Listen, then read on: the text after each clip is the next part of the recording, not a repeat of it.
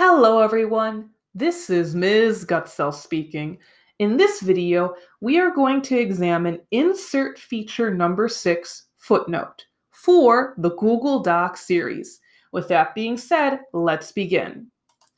To insert a footnote, I need to first check that my cursor is where I would like my footnote to be placed within the document.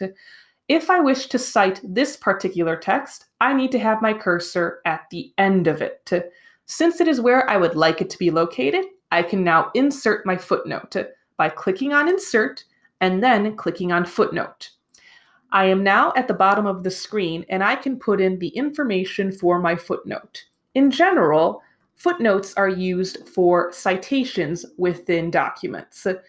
This use is separate from what a footer might be used for within a Google Doc. If I wish to remove my footnote, I need to go back to where it is placed within the main part of the document. I need to put my cursor there, and then I need to remove it. If I go back to the bottom of the screen, I can see that my footnote is no longer present. Thank you for watching, and I hope this video helped you grow in your knowledge of technology.